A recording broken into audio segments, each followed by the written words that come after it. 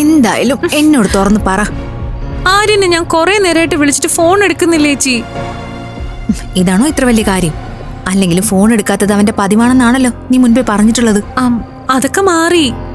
ഇന്നലെ ഞാൻ വീട്ടിലെത്തിയോന്നറിയാൻ വരെ ആര്യം വിളിച്ചതാ. ഇപ്പൊ ഞങ്ങൾ നല്ല ഫ്രണ്ട്സാ. അതെന്താ നീ പറയാതിരുന്നെ? അയ്യോ, അത് ഞാൻ പറഞ്ഞില്ലേ. സോറി മാളു ചേച്ചി, വിട്ടുപോയതാ. ആള് വെറും പാവാ.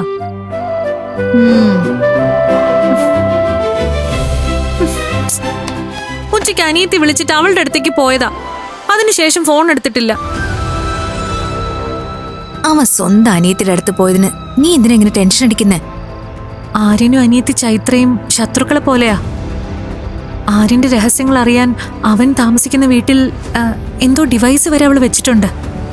അത്രയ്ക്ക് തറയാ അവള്.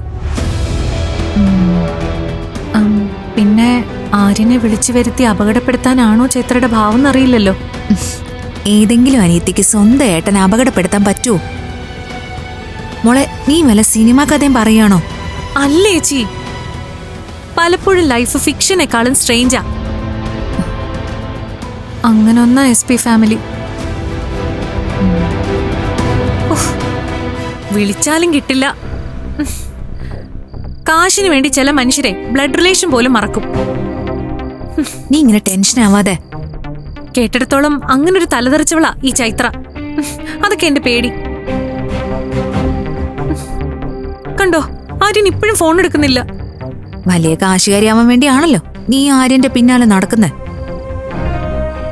നിനക്കും റിലേഷൻഷിപ്പിനേക്കാളും വലുത് പണവും പവറും ഒക്കെ ആണല്ലോ. ചൈത്രയും നിന്നെ പോലെ ആയിരിക്കും. എന്ത് കാര്യത്തോടായാലും ആർത്തി മൂക്കുമ്പോഴാ മനുഷ്യ മൃഗമായിട്ട് മാറുന്നത്.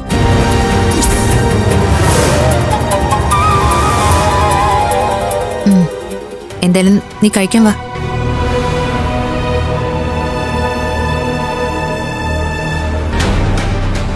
ചേച്ചി പറഞ്ഞത് ശരിയാണോ? കാശിനു വേണ്ടി ഞാനും ചൈത്രയെ പോലെ കണ്ണിച്ചോരയില്ലാത്ത വിധം പെരുമാറുമോ?